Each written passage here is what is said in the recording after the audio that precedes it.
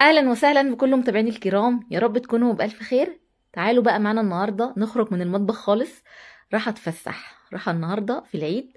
النهارده تاني يوم العيد. راح اتفسح في اسكندرية. الحقيقة البلد دي انا اخر مرة كنت فيها من وانا عندي 9 سنين. يعني بقالي حوالي، احسبوها بقى كام سنة. انا عندي 36 سنة، فاحسبوها بقى. شوفوا انا بقالي قد ايه ما روحتش اسكندرية. فقد ايه انا كنت متشوقة جدا جدا جدا ان انا اروح. ما صدقت جوزي قال لي يلا بينا نقضي العيد او يوم في العيد كده في اسكندرية. المهم، انا صحينا الساعة 4:30 الصبح، صلينا الفجر ونزلنا توكلنا على الله. جوزي بقى اول مرة في حياته يروح اصلا اسكندرية، فهو كان متشوق وانا كنت متشوقة من كتر ما انا ما بتكلم معاه عليها. فما صدقنا وقلنا ايه يلا بينا. الحقيقة انا لما كلمت صحابي اللي موجودين في اسكندرية قالوا لي بلاش في العيد عشان هي هتبقى زحمة جدا جدا. بس انا الحقيقة ما كانش عندي يعني اوقات تانية او مناسبة ان انا كنت اروح غير في وقت اسكندرية عشان خاطر شغل جوزي. وطبعا اسكندرية بتكون في الشتاء افضل، بس بتكون ايام مدارس وبرضه جوزي بيبقى شغال، فما كانش مناسب ليا. فهي اجازة العيد كانت مناسبة.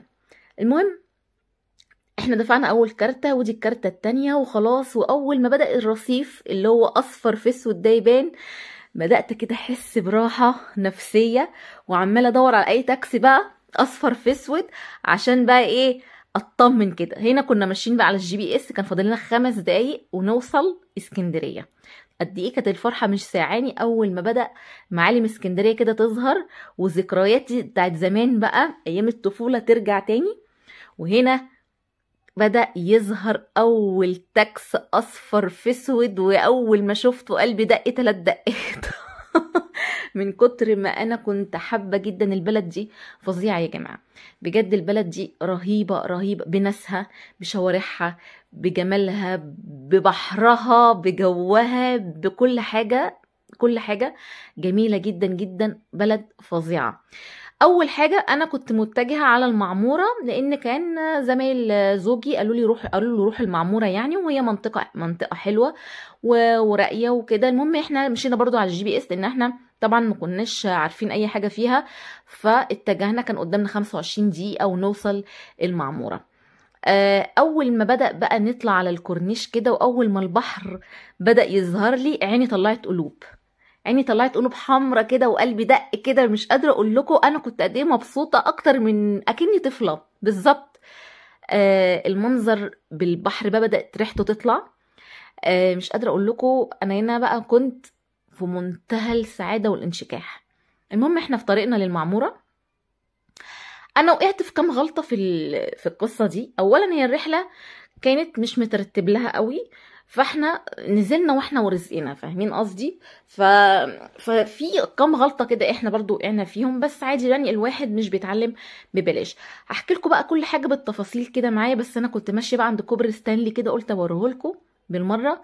قد ايه يا جماعه على فكره الفيديو والتصوير ظالم الحقيقه خالص خالص خالص. الحقيقه والطبيعة أفضل من كده بكتير بكتير حرفيا. البلد دي بالنهار وبالليل مش ممكن على جمالها. المهم احنا دخلنا كده المعمورة بيبقى ليها بوابة بتخشي بكارتة، بتدفعي كارتة العربية وكارتة الأفراد اللي معاكي. المهم ان احنا دفعنا الكارتة ودخلنا علشان خاطر ادخل ادور على مكان اقعد فيه، عشان بقى احنا ايه، نغير هدومنا ونشوف بقى ننزل البحر ونشوف هنعمل ايه. والحقيقة احنا ما كناش فطرنا، وقلت له انا هفطر في اسكندرية، مش هاخد فطار معايا ولا هاخد اي اكل ولا سندوتشات معايا ولا اي حاجة، انا عايزة افطر في اسكندرية. المهم ان احنا دخلنا هنا. انا دخت بقى في المعمورة دي دوخة ما يعلم بالله ربنا. انا واصله المعموره حوالي الساعه 7:30 الصبح.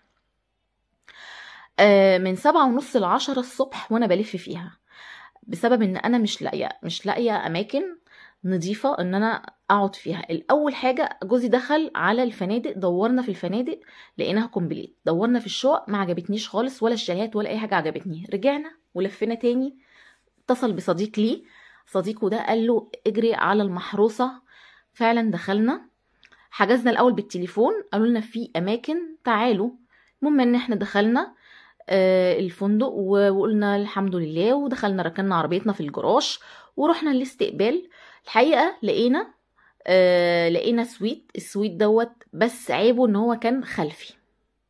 مش مشكله، احنا تغاضينا عن القصه دي، يعني تغاضينا عن النقطه ان هي ديت ان هي تبقى خلفي مش امامي، عشان احنا ما كناش حاجزين او عاملين حجز مسبق للموضوع دوت. فطبعا احنا استقبلنا الموضوع بصدر رحب، وحقيقه استلمنا الغرف في اقول لكم من اقل من 10 دقائق، وده ما بيحصلش في اي فندق. يعني دي ميزه الفندق، ان احنا على طول استلمنا، طلعونا الغرفه بتاعتنا، لان احنا كنا تعبانين جدا بقى من اللف طول النهار والسفر، وكنا ما فطرناش.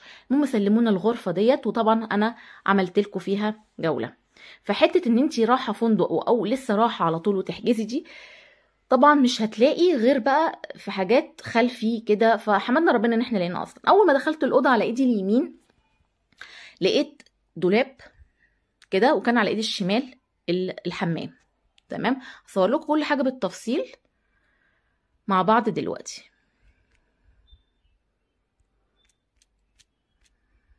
دي بقى الكورنر بتاع كافي كورنر، وتحت منه التلاجة نظيفة وكبيرة على فكرة، حلوة جدا جدا جدا. هنا كان في الكتل والمية معدنية والكافي وشاي والكلام ده كله. احنا طبعا ملناش في الكلام ده خالص. طلعنا بقى على الريسبشن فيه او السويت، يعني في السفرة 6 كراسي حلوة جدا، والسرير حجمه كبير. طبعا احنا طلبنا السرير تاني عشان خاطر الولاد. تمام، وفي السرير يعني كبير، يعني حجمه يمكن الصورة هنا ظلمة بس هو حجمه كبير الحقيقة. وهنا في انتريه والترابيزة، وطبعا الفيو دلوقتي هوريه لكم. الفيو خلفي على عماير عادي، ودي شاشة، وكان في برضو جنب الشاشة تسريحة. الأوضة السويت نضيف جدا جدا حقيقي. الفندق من استقبال لمقابلة لمعاملة لكل حاجة كانت بيرفكت بأمانة. يعني مش يعني استقبلونا حلو جدا، خلصوا لنا حاجتنا بسرعة جدا، طلعونا الأوضة على طول. هو تبع يا جماعة القوات البحرية، فكان في منتهى النظافة وفي منتهى الجمال. هو الفندق شامل فطار بس، وشامل اللهم صل على النبي، طبعا الشاطئ والفطار والسويت بتاعك دوت. وهقول لكم بقى الفطار ايه دلوقتي. طبعا هنصور كل حاجه بالتفاصيل مع بعض. سعره اخدنا الليله ديت ب2550 جنيه، بس ما تاخدوش على اسعاري انا، لان هم عندهم كل يوم سعر، وكل اوضه بسعر، والخلفي غير الامامي والكلام ده كله، واوضه غير سويت كده يعني. فانا بقول لكم على السعر اللي انا خدت بيه الغرفه ديت، خدتها ب1550 جنيه في الليله الواحده، يعني نمت فيها الصبح مشيت. اوكي بس كده. ده اهو ده شكل الفيو خلفي على عماير. ما كانش فارق معايا قوي، لان كانت الغلطه غلطتي انا، ان انا ما كنتش حاجزه من قبلها. لو كنت حاجزه كنت نقيت حاجه على مزاجي انا، فجايه وهم سلموني في ساعتها، فيشكروا جدا. ده كان ازاز كده بيطل على الحمام، وليه ستاره بيطل على البانيو. يعني لو هم عرايس بقى والكلام ده، هم مخصصين الكلام ده للعرايس وكده. طبعا احنا كنا قافلين الستاره طول الوقت لان معايا اطفال. ده بقى الحمام.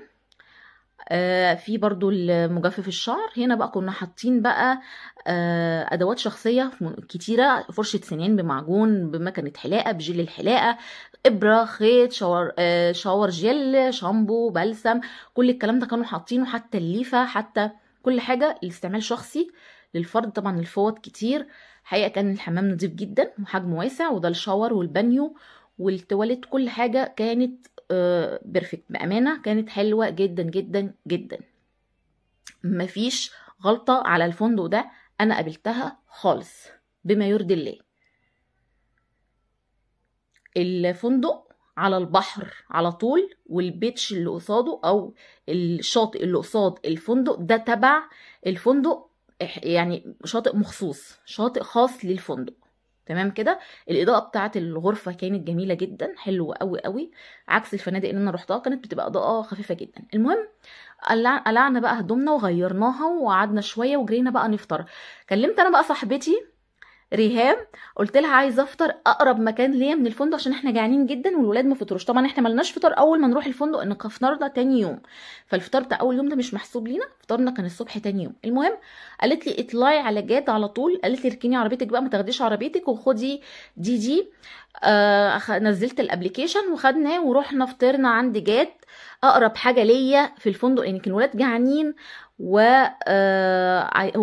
وتعبانين طبعا، مش قادرين نروح في حته كده ولا كده. المهم اخدنا الفطار بتاعنا عند جاد، نزلنا الفطار، نزلوه لنا بسرعه جدا، ورغم ان هو كان زحمه موت، ده من ضمن مميزاته برضو. حقيقي كان الفول الاسكندراني بتاعهم تحفه. انا كنت طالبه فول بالزيت الحار وفول اسكندراني واومليت بالبسطرمه وبطاطس محمره وطعميه محشيه وطعميه ساده. كان الفطار بتاعهم يجنن، والعيش كان سخن، كل حاجه كانت حلوه بامانه. انا كنت عند جاد اللي هو بالفيو بتاعه عند ستانلي، عشان في كذا جاد على فكره في اسكندريه، يعني في جاد كتير قوي. فده الفرع اللي انا كنت فيه، اللي هو كان عند كوبري ستانلي، اللي انا صورت لكم فيه اول ما وصلت وقلت لكم انا هنا في اسكندريه. المهم بعد ما فطرنا شربنا الحاجه الساقعه، وبعد كده قابلت صاحبتي وقفت معاها شويه، وبعد كده مشيت رحت الفندق عشان خاطر هنتجنن بقى ونروح الشاطئ. ده الممر اللي تحت الفندق اللي بيطل على الناحيه التانية، احنا ما بنعديش بقى الطريق من فوق من الشارع، لا هو عاملين ممر تحت الفندق بتنزليه بتروحي، طبعا عشان التعديه خطر جدا يعني، عشان معانا خصوصا معانا اطفال، فهم عاملين ده، فده من ضمن الميزات اللي بصراحه اللي تبع الفندق.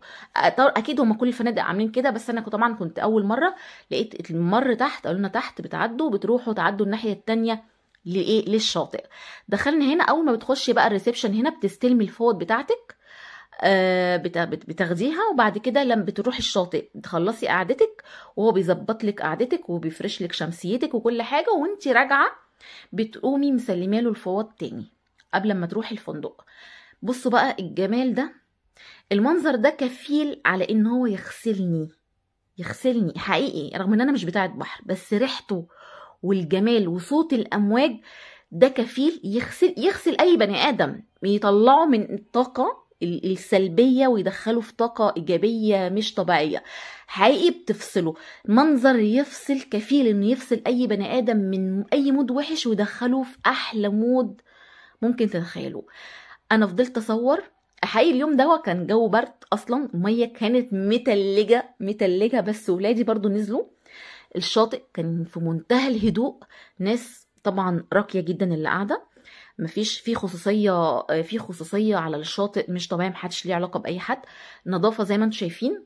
قعدنا قعدتنا وخدنا راحتنا فيه شويه، والولاد نزلوا، جوزي نزل، انا ما نزلتش يعني، كان معايا عبد الرحمن ابني كان نايم، كنت قاعده بيه.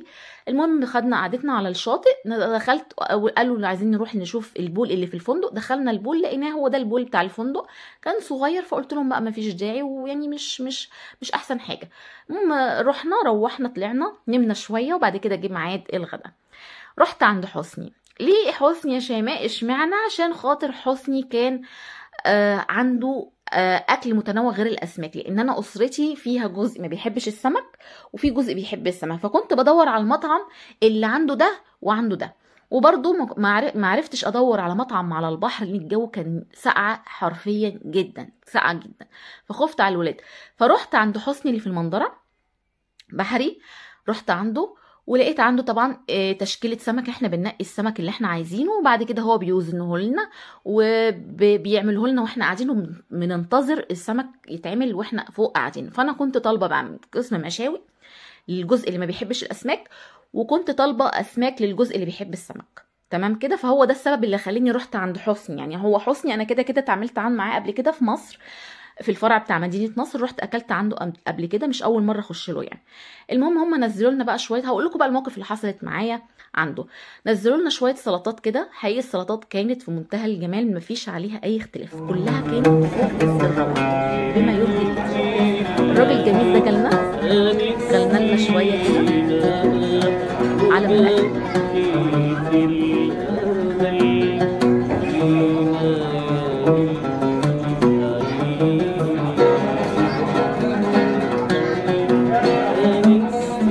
المشاوي نزلت يا جماعه هنا، بس كان الاسماك لسه، فهو كان بيغني.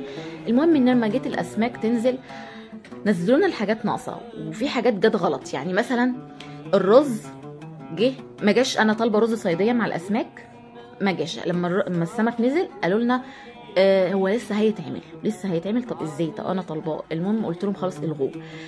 كنا طالبين شوربه، جابوا لنا شوربه غير الشوربه اللي انا طلبتها. المهم في الاخر خالص جابوا لنا الشوربه اللي انا طلبتها. انا كنت طالبه دنيس زيت وليمون، مشوي زيت وليمون، كان طعمه روعه. انا هتكلم بقى يا جماعه على يعني ايه، على العيوب والمميزات. الحقيقه هو غلطتهم الوحيده ان هم نسيوا يعملوا لنا رز الصياديه وبس. السمك كان طعمه جميل. كنت طالبه بربوني وجمبري، وكنت طالبه دنيس، وكنت طالبه شوربه. هم جابوا لنا شوربه غير الشوربه. المهم يعني هو الغلطه اللي هي في الرز بس، ان هم ما عملوش الرز في ميعاده او ما جابوش الرز وقالوا لسه هيتعمل تستنوه. قلنا له طبعا لا. قالوا طب نجيب رز ابيض، قلت له برده لا مش عايزه رز ابيض. المهم يعني بس كتوتال الاكل كان في منتهى الجمال. انا اتعكننت بقى يا جماعه وما صورتش بقيه الاكل، يعني اتضايقت بصراحه من الحته دي، بس ما صورتش بقيه الاكل. بس ده يشفع لهم ان اكلهم والخدمه والمقابله كانت ممتازه ممتازه ممتازه. مشيت من عندهم، رحت عند حليب حلب جنب الفندق بتاعي اللي انا قاعده فيه على طول. تمام كده. طلبنا بقى الحلو بتاعي، بس القعده هو اعمل قعده في الشارع كده طبعا عشان الجو برده كان ساقعه. فانا طلبت الاوردر وطلعت كلته فوق في السويت بتاعي. كنا طالبين كسكسي، وكنا طالبين وافل، وكنا طالبين ايس كريم. وجوزي برضو كان جايب زبادي، لانه قال لي جوزي بيعشق الزبادي قوي، قال لي عايز زبادي يهضم بقى السمك. ودي كانت ايس كريم فراوله وفانيليا ومانجا وفانيليا واوريو وفانيليا. حقيقي هو حليب بحلب ده عامل زي بلبن كده عندنا، ولكن هو انا دقت ده ودقت ده، لا ده يتفوق بلبن بكتير بما يرضي الله. كلمه اشهد بيها يعني، حليب حلب يتفوق او يفوق بلبن بكتير.